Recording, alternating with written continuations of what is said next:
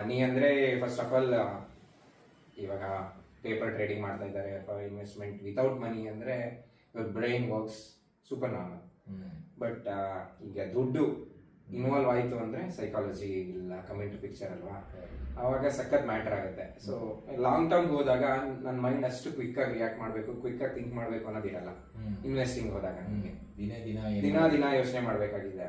Trading ಮಾಡಿದಾಗ ನನಗೆ ಅದರಲ್ಲೂ ಅಂದ್ರೆ ಲೈಕ್ ಆ ನಿಮಿಷದಿಂದ ಹಿಡಿದ್ಬಿಟ್ಟು ಆ ದಿನದಿಂದ ಹಿಡಿದು ಆ ವಾರದಲ್ಲಿ ದುಡ್ಡು ಮಾಡೋ ತರದಿರುತ್ತೆ, ಮಂತ್ ಒಳಗಡೆ ದುಡ್ಡು ಮಾಡೋದಿರುತ್ತೆ.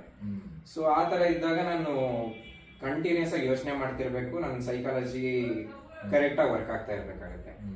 ಅದಿಲ್ದಲೇ ಇದ್ರೆ ಅದು ಗ್ಯಾಮ್ಲಿಂಗ್, ಪ್ಯೂರ್ ಗ್ಯಾಮ್ಲಿಂಗ್ ಆಗುತ್ತೆ. ನಾನು ಏನು ಯೋಚನೆ ಮಾಡ್ದಲೆ ಅಲ್ಲಿ ನಾನು ಇಷ್ಟ ಬೈ ಮಾಡಿ ನನ್ಗೆ ಇಷ್ಟ ಡೌನ್ ಆಯ್ತು ಅಂದ್ರೆ ಕಟ್, ಅಷ್ಟು ಸ್ಟಾಪ್ ಲಾಸ್ ಇಟ್ಕೊಂಡು ಸೆಲ್ ಮಾಡ್ತೀನಿ. ಪ್ರಾಫಿಟ್ ನನ್ಗೆ ಈ ರೇಂಜ್ ಅಲ್ಲಿ ಬರಬೇಕು, ಅಲ್ಲಿ ನಾನು ಎಕ್ಸಿಟ್ ಆಗೇ ಆಗ್ತೀನಿ ಅನ್ನೋ ಪ್ರಿನ್ಸಿಪಲ್ ಇಟ್ಕೊಂಡು ಒಬ್ಬ ಟ್ರೇಡಿಂಗ್ ಮಾಡ್ತಾನೆ ಅಂದ್ರೆ ಮಾಡಬಹುದು. ಅಂದ್ರೆ ಅದನ್ನ ಫುಲ್ ಟೈಮ್ ಆಗಿ ಮಾಡೋ ತರ ಇರಬೇಕು, ಫುಲ್ ಟೈಮ್ ಜಾಬ್ ಅದು. ಮತ್ತೆ ಕ್ಯಾಪಿಟಲ್ ಅಷ್ಟೇ ಕರೆಕ್ಟ್ ಆಗಿರ್ಬೇಕು.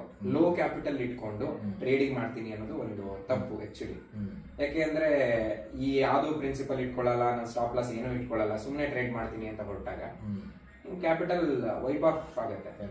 ನೀವು ಇವಾಗ 100% ಮನಿ ಇದೆ ಅನ್ಕೊಳ್ಳಿ, 50% ಡೌನ್ ಆಯ್ತು, ಅದನ್ನ ಮತ್ತೆ ಅದೇ 100% ಮಾಡ್ಬೇಕು. You have to gain 100%. So gaining reverse is like ತುಂಬಾ ಕಷ್ಟ. ಡ್ರಾ ಡೌನ್ ತಗೊಂಡ್ಮೇಲೆ ಹೆಂಗ ನಮ್ ಸೈಕಾಲಜಿನೂ ಹೆಂಗ್ ವರ್ಕ್ ಆಗುತ್ತೆ ಅಂದ್ರೆ, ಈಗ ವಿನ್ನಿಂಗ್ ಪೊಸಿಷನ್ ಅಂದ್ರೆ ಲಾಭ ಬರ್ತಾ ಇರುತ್ತೆ, ಕಾಸು ಮಾಡ್ತಾ ಇದೀವಿ ಇಲ್ಲಿ ಅನ್ಕೊಳ್ಳಿ, ಆ ಪೊಸಿಷನ್ ನ ನಾವು ಬೇಗ ಎಂಡ್ ಮಾಡಕ್ ಯೋಚನೆ ಮಾಡ್ತೀವಿ. ಯಾಕೆಂದ್ರೆ ನಮ್ಗೆ ಲಾಭ ಇದೆ, ಅಲ್ಲಿ ಲಾಭ ಹೋಗ್ಬಿಡುತ್ತೆ, ಪ್ರಾಫಿಟ್ ಬುಕ್ ಮಾಡೋಣ ಅಂತ. ಅದೇ ನಾನೊಂದು ಪೊಸಿಷನ್ ತಗೊಂಡಿದ್ದೀನಿ, ಒಂದು ಟ್ರೇಡ್ ಮಾಡಿದೀನಿ, ಲಾಸ್ ಅಲ್ಲಿ ಹೊರಟೋಗ್ತಾ ಇದೆ ಅದು. ಅವಾಗ ಹೆಂಗೆ ಅಂದ್ರೆ ನನ್ ದುಡ್ಡು ಹೋಗ್ತಾ ಇದೆ, ನಂಗೆ ಅದು ರಿಕವರಿ ಆಗ್ಬೇಕು, ಇನ್ನ ಜಾಸ್ತಿ ಹೋಗುತ್ತೆ ಅನ್ನೋದ್ರ ಬಗ್ಗೆ ಯೋಚನೆ ಮಾಡಲ್ಲ ಜನ.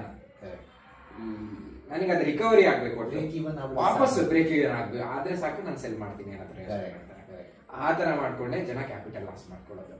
ಸೊ ಯಾರು ಸ್ಟಾಪ್ ಲಾಸ್ ಅಂದ್ರೆ ಈಗ ಎಷ್ಟೋ ಜನ ಸ್ಟಾಪ್ ಲಾಸ್ ನೀಟಾಗೆಲ್ಲ ಇಟ್ಕೊಂಡು ವರ್ಕ್ ಮಾಡಲ್ಲ.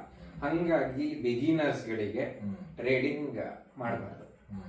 ಈಗ ಎಷ್ಟೋ ಜನ ಹೇಳ್ತಾರೆ ನಾವು ಕೋಚಿಂಗ್ ಕೊಡ್ತೀವಿ ಅಥವಾ ಏನೋ ಮಾಡ್ತೀವಿ ಇದು ಮಾಡ್ತೀವಿ ಅಂತ, ಬಟ್ ಅವರು ಯೋಚನೆ ಮಾಡೋ ಮೈಂಡ್ ಸೆಟ್ ಅಲ್ಲಿ ನೀವು ಯೋಚನೆ ಮಾಡಕ್ ಆಗಲ್ಲ.